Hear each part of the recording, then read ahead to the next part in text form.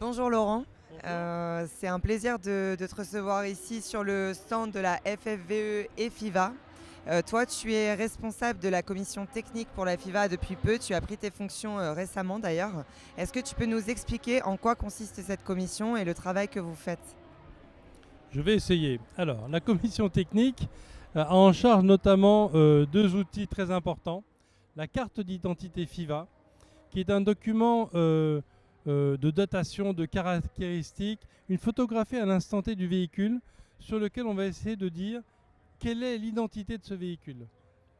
Et en finale, ce qui est important, la question qu'on doit se poser, c'est est-ce que c'est un véhicule historique ou pas? Car à la FIVA, nous travaillons sur cette définition, sur cette reconnaissance du véhicule historique, notamment avec des instances de Bruxelles. Le deuxième outil de la commission technique, c'est le code technique. Et ce code technique, c'est le code de référence qui nous permet justement de déterminer au plus près la carte d'identité FIVA du véhicule. La carte d'identité FIVA, je rappelle, est un document qui est demandé dans les grandes manifestations internationales, comme les Mille Emilia, comme le Tour de France automobile, pour avoir le droit finalement d'avoir une première sélection sur les véhicules. Au 1000 j'ai été l'autre jour assister à la première journée des scrutineers, comme on dit. Donc on compare le registro des Mille Emilia, la carte d'identité FIVA, et on vérifie que c'est bien le même véhicule avec notamment son VIN number, son numéro de châssis, de façon à être sûr que c'est bien la véhicule qui a été engagé qui se présente devant nous. Alors, à propos de cette FIVA ID Card, justement, comment on l'obtient? Auprès de qui on va la demander et avec quels documents? Alors, on doit passer par nos ANF, c'est-à-dire nos autorités nationales FIVA. Bon, par exemple, ici au Mans, on est en France, et l'ANF de la FIVA en France, c'est évidemment la FFVE, la Fédération française des véhicules d'époque. Et c'est le même raisonnement partout. Donc on passe par l'ANF, et l'ANF va... donc on instruit un dossier sur le site de la FIVA, vous allez sur www.fiva.org, vous avez le menu qui vous permet d'instruire votre dossier, et ce dossier va être exploité et on va demander à un commissaire technique, un scrutineer, comme on dit en anglais, j'essaie de travailler mon accent, d'aller examiner ce véhicule. Qu'est-ce que c'est que ce véhicule? Et encore une fois, sur cette réflexion de dire, on ne classe plus les véhicules. Avant, on avait des classifications. Bon, ça posait quelques problèmes. En revanche, maintenant, dans les remarques, on dit voilà ce que c'est. Et surtout, on donne l'identité du véhicule. Par exemple, si on a affaire à une réplique de Jaguar D, de D-Type, qui a été construite par Lynx, on va dire c'est une Lynx. C'est pas une Jaguar réplica. Jaguar réplica, ça n'existe pas. Jaguar n'a jamais fait de réplique. En tout cas, ils font des répliques aujourd'hui, ce qu'on appelle des continuations. Mais c'est eux qui les font. Alors, ce document, il est, comme on le comprend, très important. Vous, commission technique, comment vous fonctionnez en interne, en fait, et qu'est-ce que vous mettez en place d'un point de vue purement matériel pour faciliter l'accès à ce document? Alors, moi, j'ai été élu à la dernière Assemblée générale à Sofia en novembre dernier.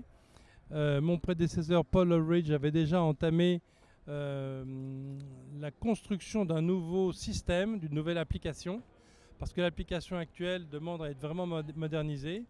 Nous avons continué donc cette nouvelle application, le développement de cette nouvelle application qui est prête. Nous sommes en phase finale de test et si tout va bien, on va la lancer au dernier trimestre de cette année et en tout cas avant l'Assemblée générale. Et ce système, nous l'avons voulu intuitif, facile, easy et surtout rapide. Voilà. C'est vraiment un outil moderne aujourd'hui dont nous avions besoin et nous l'avons. Ok, alors on a fait à peu près le tour des missions de la commission, je pense. Est-ce qu'il reste des choses?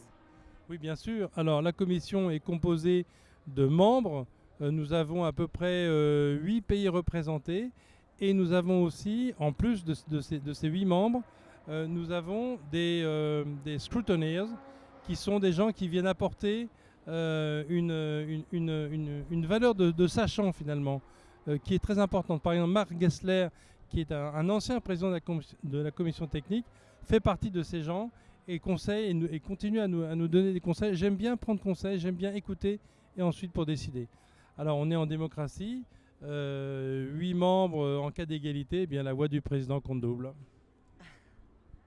Ok, donc merci Laurent pour cette présentation de la commission. Donc on l'a compris, n'importe qui sur cette planète qui voudrait obtenir une FIVA ID Card va pouvoir très prochainement avoir accès à un outil qui est très simple pour pouvoir faire cette demande, effectuer cette demande.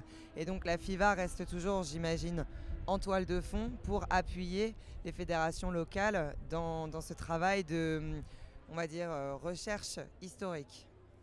Bien sûr, de toute façon, tous les sujets que nous vivons, ou soit localement, soit internationalement, sont les mêmes. On parlait de cette reconnaissance du véhicule historique. À la FFVE que je viens de quitter, on a toujours travaillé sur le patrimoine, la culture. Ce sont des labels de protection pour nous. Ce sont les mêmes sujets, les mêmes dossiers au niveau international que nous menons avec nos lobbyistes à Bruxelles. Plus nous aurons ce label de protection, je veux dire, on ne s'attaque pas à la culture, on ne s'attaque pas au patrimoine. Et ça, ce sont vraiment des dossiers, des sujets sur lesquels nous devons travailler. La carte d'identité FIVA est un outil. La carte d'identité FIVA est un outil de labellisation. Et en ce qui concerne les low emission zones, les fameuses zones à faible émission, eh bien, l'idée, c'est d'avoir aussi une équivalence pour le droit de circuler pour un Français qui partirait faire un rallye en Belgique, ou pour un Allemand qui viendrait ou qui traverserait la France pour aller en Espagne. Je dis n'importe quoi, je prends des exemples, de façon à avoir un signe de reconnaissance sur le pare-brise qui pourrait être un petit logo FIVA ou FIVA ID Card, de façon à dire, ah voilà, ce véhicule, il a le droit d'être là, parce qu'on parle beaucoup de savoir-faire, il faut aussi qu'on parle de savoir-être désormais.